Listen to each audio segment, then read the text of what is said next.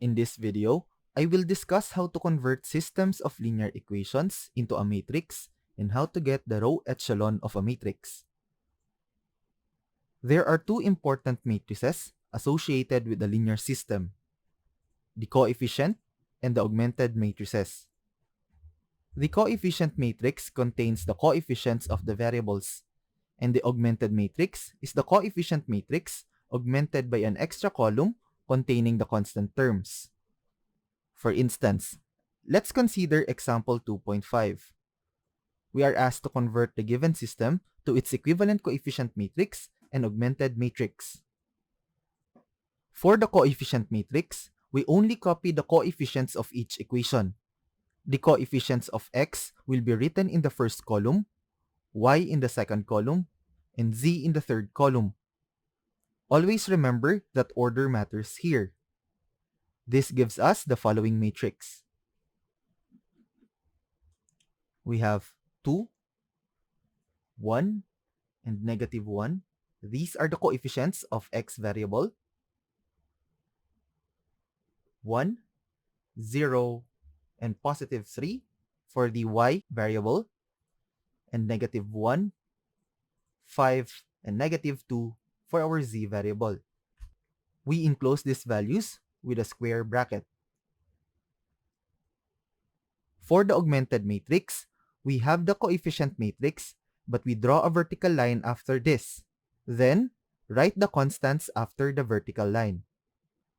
This gives us the augmented matrix: 2, 1, -1, 1, 0, 3, -1, 5, -2, a vertical line, and 3, 1, 0. This is the coefficient matrix.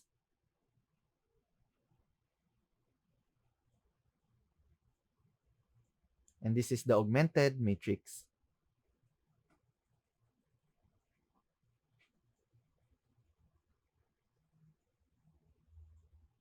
An augmented matrix is usually denoted by the form A, B, where A contains the coefficient matrix and B is a vector that contains the constant terms.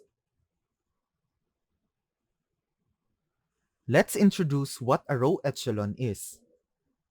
A matrix is in row echelon if it satisfies the following. Any rows consisting entirely of zeros are at the bottom. In each non-zero row, the first non-zero entry, called the leading entry, is in a column to the left of any leading entries below it. The examples in example 2.6 are in row echelon form. Consider the first matrix. Notice that the row which consists entirely of 0 is at the bottom of the matrix. Moreover, 2 is the leading entry of the first row. This numbers column is on the left of -1, which is the leading entry below that row. Moreover, we can trace a staircase pattern from the leading entries of the matrix. The word echelon comes from the word echele, which means ladder. Similar conclusions can be made for the two remaining matrices. However, the matrices in example 2.7 are not in row echelon form. The first matrix violates the first condition. The first row consists entirely of zeros. The second matrix violates the second condition because the second row's leading entry is right below the entry of the first row. Finally, the third matrix violates both the conditions of a row echelon. However, these matrices can be converted into row echelon form. We can do that by applying the elementary row operations. The following elementary row operations can be performed on a matrix. We can interchange two rows. We can multiply a row by a non-zero constant. And we can add a multiple of a row to another row. For convention, we will use the following shorthand notation for the three elementary row operations. This symbol means that we will interchange rows I and j. This symbol means that we will multiply row I by k. And this symbol means that we will add k times row j to row I and replace row I with the result. It is important to take note that the process of applying elementary row operations to bring a matrix into row echelon form is called row reduction. For instance, let's reduce the matrix in example 2.8 to echelon form. To do that, we work column by column from left to right and from top to bottom. The strategy is to create a leading entry in a column and then use it to create zeros below it. The entry chosen to become a leading entry is called a pivot. And this phase of the process is called pivoting. Although not strictly necessary, it is often convenient to use the second elementary row operation to make each leading entry a 1. Our first strategy is to change all these components to 0, using only elementary row operations. Let's focus first on the second row. Definitely, I cannot multiply 0 to the second row because that's against the second rule. We can only multiply a row by a non-zero constant. We cannot also apply this because there's no 0 in the first column. Therefore, I am forced to use the third method. That is to add a multiple of a row to another row. Consider the first element of the second row, that is 2. If I subtract 1, which is the first element of the first row, times 2 from the first element of the second row, I will get 0. Generalizing that strategy, we can state a rule. That is, if we subtract R2 and 2 times R1, we will make the first element of the second row 0. Let's try to do that one.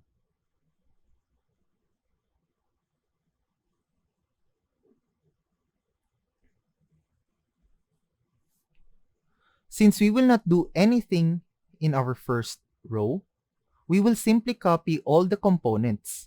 That's 1, 2, -4, -4, and 5. To identify the components of the second row, we will use this formula. That is, for the first element of the second row, we copy the original first element, that is 2, minus the constant 2 from this formula, times the first element of the first row, which is 1. Performing this operation, we get 0 as a result. Therefore, this is the new component for this position.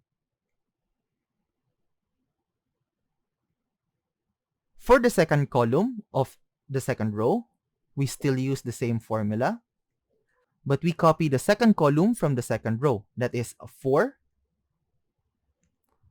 minus 2, which is the constant, times the second column of the first row, that is 2. Performing the operation, we get 0 as a result. Therefore, we write 0 here. For the third column, the third column of the second row is 0 minus the constant 2 times the third column of the first row, that is negative 4.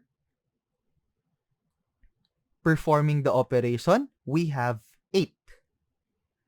Therefore, we write here 8. For the fourth component, we have 0 from here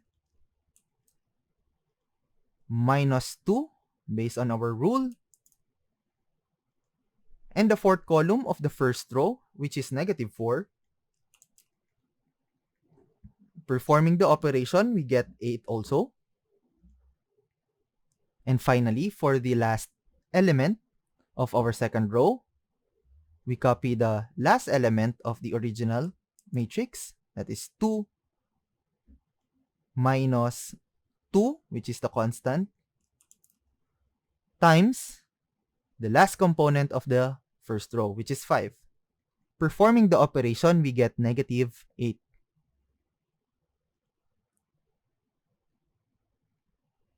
For the third row, we will still apply the same strategy.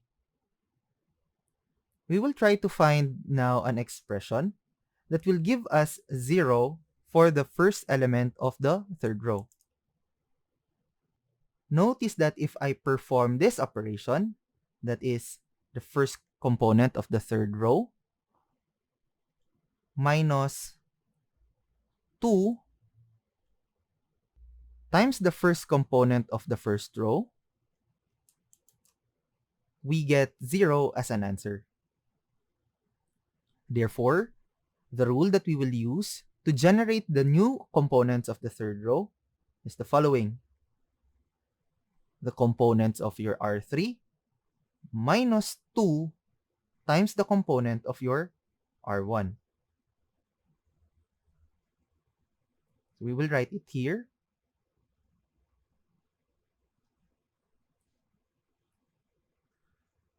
Now let's try to identify the components of the third row. So for the first component, we have the first element, that is 2, minus the constant 2 times the first component of your first row, which is 1. Perform the operation and you will have 0 as the result. Next, for the second element, we have 3 minus 2, this one, times the second component of your first row, which is 2.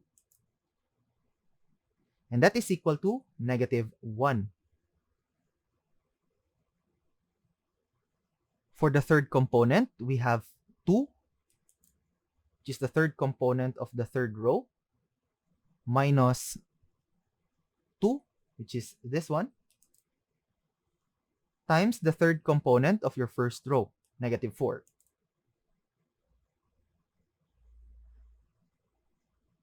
And that is equal to 10.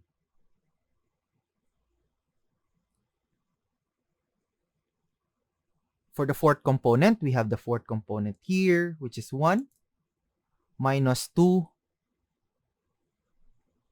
times the fourth component of your first row, which is negative 4.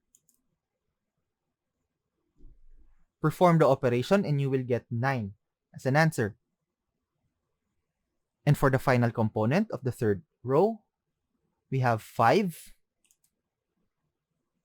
minus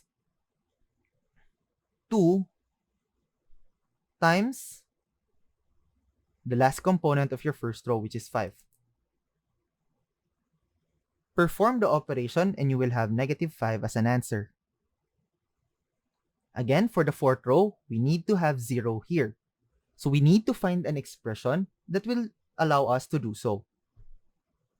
Notice that if I add the first component of the fourth row, which is negative 1, and the first component of the first row, which is positive 1, we will have 0 as a result. Therefore, the rule that we will use to generate the components of the fourth row is R4 plus R1. We will write it here. So we try to identify now the new components of the fourth row. So the first element is -1 plus the first component of your row 1, which is 1. And that is equal to 0. So we write 0 here. Next, the second component of your last row, which is 1, plus the second component of your first row, which is 2. Perform the operation and you will have 3.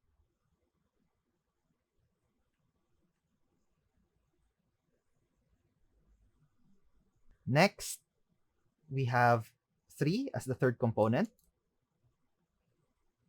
plus the third component of your first row, which is -4. Perform the operation and you will have -1. Next, for the fourth component, we have 6 plus the fourth component of your first row, which is -4. Perform the operation and you will have 2.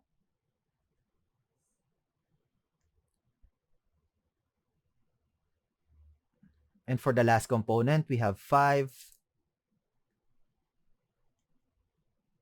plus the last component of the first row, which is 5. Perform the operation and you will have 10. Now we will try to put an arrow here, which means that we use all this formula to achieve all the components of the new matrix. For the next step, let's try to interchange the position of row 3 and row 2, so that we have this 0 right below the -1. We can do that by indicating this operation. Row 2, double arrowhead, row 3. So to generate the new matrix, all we need to do is to interchange the position of row 2 and row 3. So we have 1, 2, -4, -4, and 5 for the first row. We have 0, -1, 10, 9, -5. For the new second row, we have 0, 0, 8, 8, and -8 for the new third row. And for the last row, we simply copy the components. And don't forget to draw the arrow. Still, we don't have the row echelon form. So we need to continue the process. Looking at this new matrix, we have to change this to 0. I can make this one to 0 if I multiply the second component of the second row by 3 and add it to the second component of the last row. That is 3, this one, plus 3 times the second component of the second row, which is -1. This will give us 0 as a result. Therefore, the rule that we will use to make this one 0 is the following. R4 plus 3 R2. So we will try to state that rule here. And we will now try to identify the new components of the new matrix. For the first row, we don't do anything about it. So that's 1, 2, -4, -4, 5. For the second row, we don't do anything about it also. So we just copy 9 and -5. Same with third row. 0, 0, 8, 8, and -8. However, for the last row, we will apply this rule. So the first element of row 4 is 0. So that's 0 plus 3, which is this constant, times the first component of the second row, which is 0. So this gives us 0.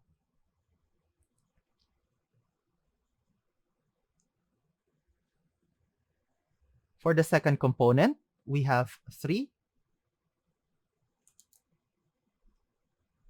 plus 3 times the second component of the second row, which is negative 1. So this will give us 0.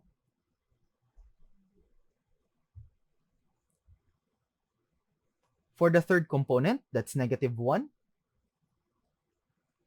plus 3 times the third component of the second row, that is 10. So this will give us 29.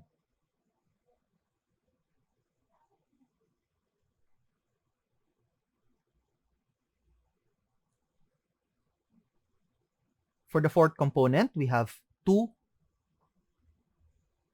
plus 3 times the fourth component of your second row, that is 9. Perform the operation, we have 29.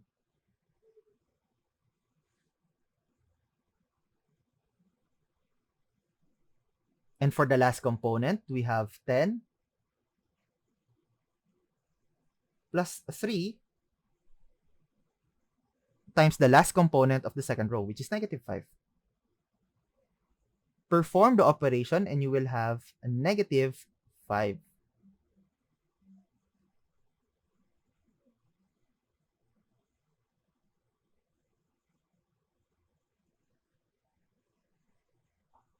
Don't forget the arrowhead. Still, the matrix that we have here is not in its row echelon form, so we need to continue the process. However, the only problem that we want to deal with is this component only. So we will try to make this one 0 by using the elementary row operations. However, to make things a little bit simple, it is advised by some to make this one, which will help us make this 0 to 1. So that when we identify the algebra, that will help us identify the components of the last row, it will be easier for us to do so. So let's try to convert this one to 1. Anyway, upon looking at the components of this row, notice that all of the components are multiples of 8, or we can factor 8 out of the given numbers. So let's try to multiply the third row by 1 over 8.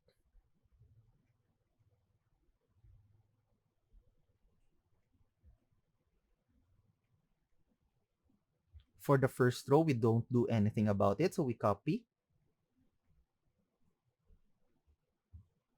We still copy the elements or the components. For the third row, we divide each components by 8, or we multiply it by 1 over 8. So 1 over 8 times 0 is 0. 1 over 8 times 0 is 0. 8 times 1 over 8 is 1. 8 times 1 over 8 is also 1. And negative 8 times 1 over 8 is negative 1. For the last component, we copy the components.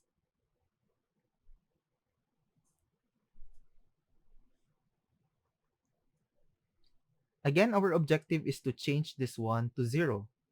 Notice that if I perform this operation, this is the third component of the last row, minus 29 times the third component of the third row, which is 1, we will get 0 as an answer.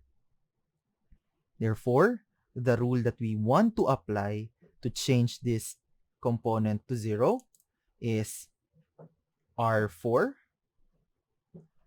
minus 29 times R3. So we will write it here.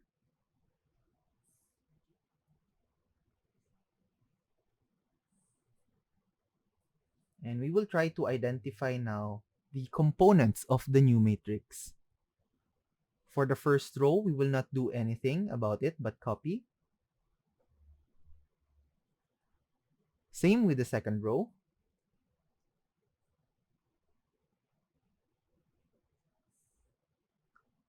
And the third row. But for the last row, we will try to identify the new components. So for the first component, we get the first component of the previous matrix, that is 0, minus 29, which is this one, times the first component of the third row, which is 0. So this is equal to 0. For the second component, we have 0 minus 29 times the second component of the third row, which is still 0. We perform the operation, we have 0. Next, for the third component, we have 29. So that's 29 minus 29 times the third component of the third row, which is 1.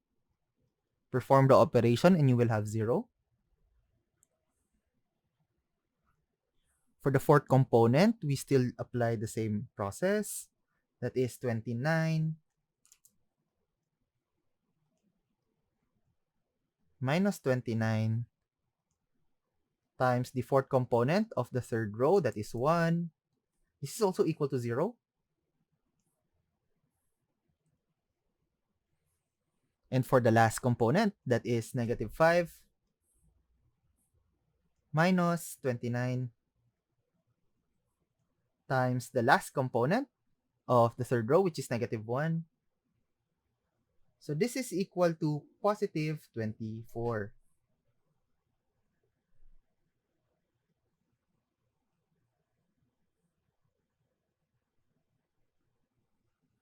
Observe that the last matrix is now in its row echelon form. We can actually create a stair using this one.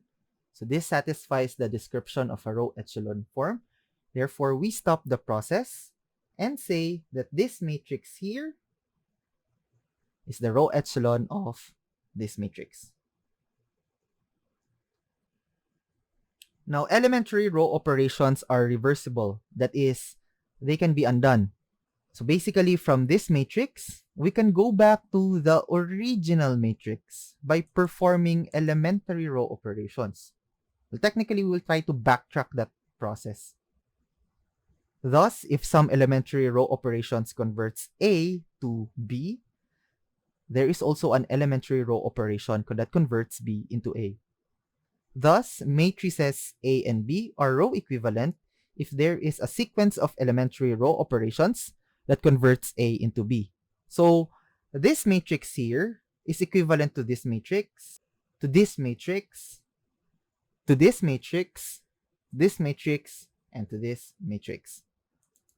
That's it for our video. Thanks for watching and have a good day.